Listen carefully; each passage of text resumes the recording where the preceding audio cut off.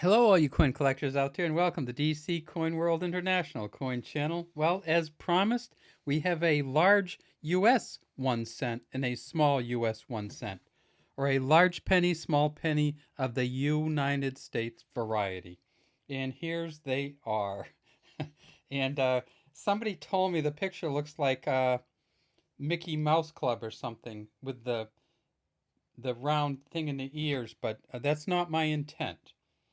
So this is of course up here on the left is a 1951 Denver Mint U.S. penny, and when we turn it over, you'll see it's one of the wheat ears of wheat on the reverse. And this is a 1951 Philadelphia, and there's no mint mark for Philadelphia in 1951. And then this one in the middle. This is an interesting coin. It is the 1851, and if I can get that, you can kind of see how the one comes down.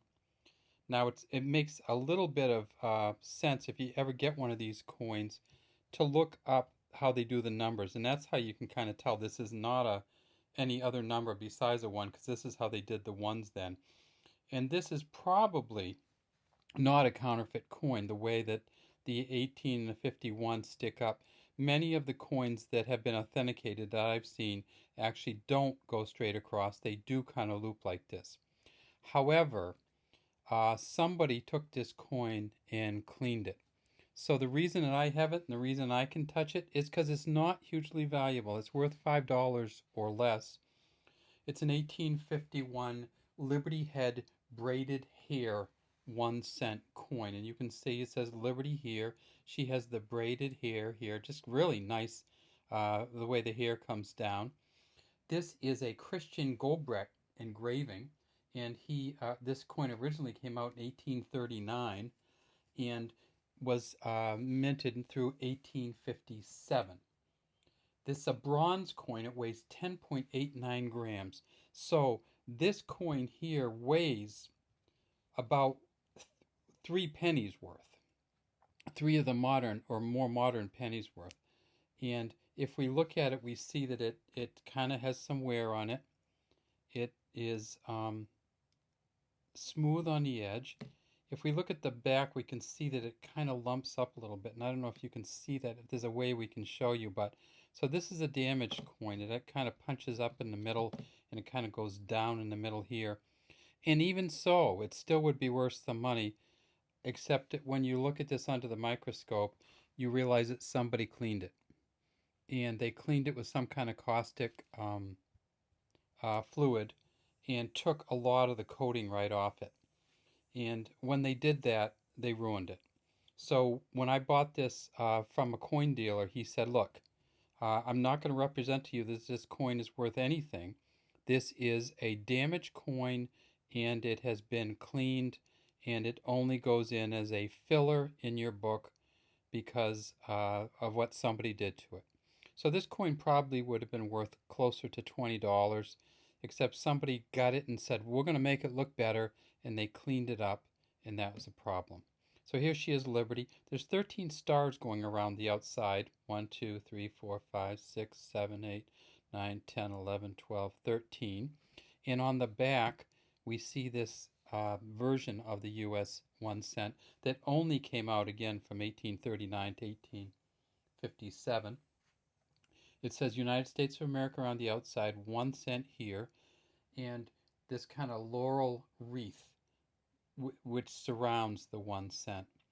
If you get this in good condition, you can kind of see the denticles coming around or the gears around the outside, and it is a very, very pretty coin. And as I said, it's a heavy coin. It weighs 3 of these. This is the 1951, 100 years later, and you see it is the wheat cent. And these coins, the 1951 coin, they were made from 1909 until 1958. So that was the Denver, and this is the Philadelphia. And of course, in 1951, Philadelphia did not put a mint mark on. It says, "In God we trust" at the top, "Liberty" behind Abraham Lincoln, has a smooth edge. And this coin is also a bronze coin, but they're both mostly copper. This is the Victor David Brenner engraving, and we may be able to see that, we may not. There is a VDB down in here, and you can kind of see little bumps there, and that's where the VDB would be. And he did the front and the back of this coin. The 1951 coin is not very rare.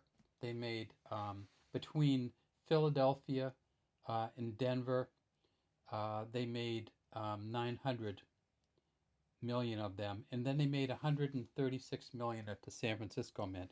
If you find an S version of this coin, that's because the San Francisco Mint in 1951 made regular circulation coins, so it's not going to be very valuable.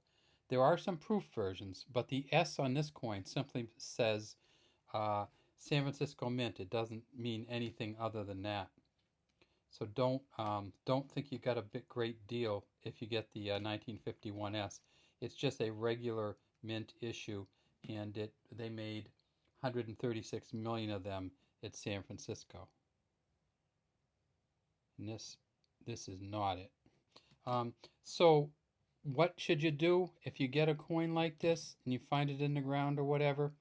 Never clean it yourself. You want to take it to a coin dealer, take it to a coin dealer. I will say that if you look at PCGS and NGC, they actually have videos that you can look at, and they talk about how when they get one of these coins frequently, they don't even grade it at all, because once it's been cleaned and there's some kind of caustic solution is used, they don't value them.